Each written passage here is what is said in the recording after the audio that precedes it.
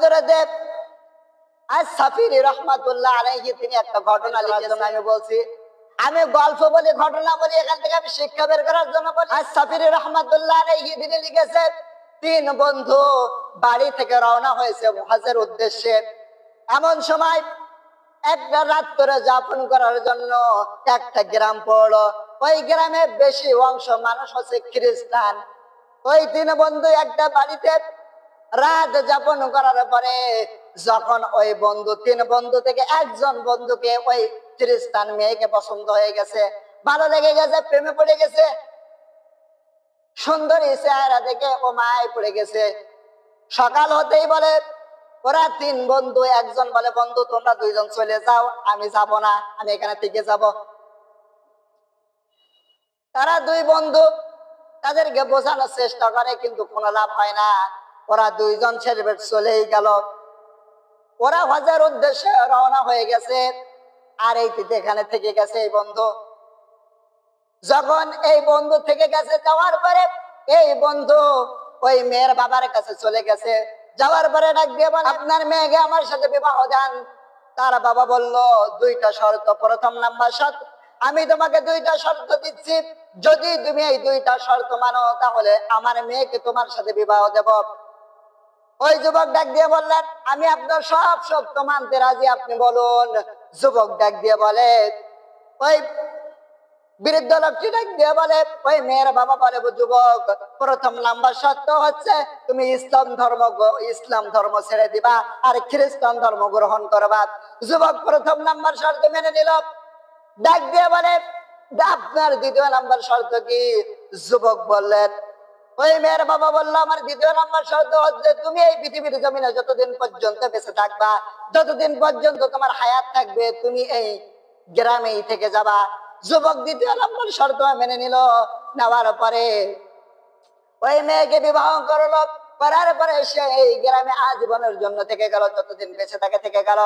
আর ওই দুইজন যে বন্ধু, তারা হজ করে আবার নিজের গ্রামে ফিরে আসলো। আসার পরে ওই দুই বন্ধু নিজের গ্রামে ফিরে আসার পরে কয়েক বছর কেটে গেল। ওই দুই বন্ধু বৃদ্ধ হয়ে গেল। যাওয়ার পরে ডাক দিয়ে বলে, একদিন দুই বন্ধু গল্প করতে করতে ডাক দিয়ে বলে, বন্ধুরে, আমরা যখন যৌবন বয়সে আমরা তিনজন বন্ধু ছিলাম, দুইজন বন্ধু আমরা আজও আছি। আর একজন বন্ধুকে আমরা যে একটা এলাকায় ছেড়ে এসেছিলাম, একটা এলাকায় সে থেকে গিয়েছিল, ওই বন্ধুর একটু খোঁজ খবর নেওয়া দরকার, ওই বন্ধু কেমন আছে। এই দুই বন্ধু খোঁজ খবর নিতে নিতে ওই গ্রামে চলে গেল। যাওয়ার পরে লোকজনের কাছে শুনতে লাগলো, কিন্তু দুঃসংবাদের বিষয় হচ্ছে ওই বন্ধুটা কয়েকদিন আগে মৃত্যুবরণ করেছে। তার যে বড় দুঃসংবাদ হচ্ছে তার বন্ধুকে খ্রিস্টানদের কবরস্থানে কবর দেওয়া হয়েছে। এই কথা শুনে তাদের একটু মন খারাপ হয়ে গেল। ডাক দিয়ে বলে, বন্ধু, আমরা তিন বন্ধু আজ যদি একসাথে থাকতাম, কিন্তু আমাদের এক বন্ধুকে খ্রিস্টানদের কবরস্থানে কবর দেওয়া হয়েছে, আমরা এই কবরটা একটু দেখেই চলে যাব। যখন এই দুই বন্ধু এই কবরটা দেখতে গেল, যাওয়ার পরে দেখলো একজন বৃদ্ধা আর দুইজন যুবক ওই কবরের উপরে হাউমাউ করে কাঁদছে। এই দৃশ্য দেখে এই দুইজন বৃদ্ধ কান্নাকাটি শুরু করে দিল। দেওয়ার পরে এই দুইজন বৃদ্ধ কান্নাকাটি শুরু করে দিল। এই মহিলা তখন বলল, আমি নাই, এনার স্ত্রী। এই দুইজন যুবক কান্নাকাটি করেছে, এরা এই দুইজন যুবকের বাবা হচ্ছে ওই লোক, এই জন্য কান্নাকাটি করছে। কিন্তু আপনারা দুইজন কান্নাকাটি করছেন কেন? আপনি কি এই লোককে চেনেন? আমাদের বন্ধু ছিল যৌবন বয়সে, কিন্তু আমরা তিনজন হজে যাচ্ছিলাম, এমন সময় এই লোকটা আপনাকে পছন্দ করে এবং আপনার সাথে বিবাহ করে নাই।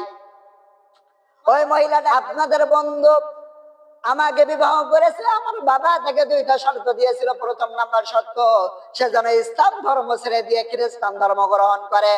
আমার বাবার সব শর্ত সে মেনে নিয়ে সে আমাকে বিবাহ করেছে এবং আমাদের দুইটা সন্তান হয়েছে। ওই দুই বন্ধু বলে, আফসোস, আমরা তিন বন্ধু একসাথে ছিলাম, যে ইসলাম মানুষকে এত বছর পরেও বন্ধুর সম্পর্ককে অটুট থাকে, আমি আর কখনো কোনোদিনও খ্রিস্টান ধর্মই থাকবো না, আমি এক্ষুনি ইসলাম ধর্ম গ্রহণ করলাম। ভাইয়ের আমার, বন্ধুরা আমার, এই দেখে ওই দুইজন যুবক ইসলাম গ্রহণ করলো, কেননা তার শেষ ভালো তার সব ভালো তার। একজন ব্যক্তি মুসলমান থেকে ও খ্রিস্টান হয়ে মারা গেল, আল্লাহ তাআলা ওর জীবনে ঈমান রাখে না এই জন্য। আর তিনজন ব্যক্তি যারা খ্রিস্টান থেকে মুসলমান হলো, আল্লাহ তাআলা ওদের জীবনে হেদায়েত রেখেছে, এই জন্য ওরাই ইসলাম গ্রহণ করেছে। এই জন্য আপনার আমার জীবনের সবচেয়ে বড় দৌলত হচ্ছে ঈমান। এই ঈমান যদি ঠিক থাকে তাহলে সব ঠিক, আর ঈমান না ঠিক থাকলে আপনার কোনো কিছু ঠিক নেই। এই জন্য আমাদেরকে ঈমানকে ঠিক রাখতে হবে।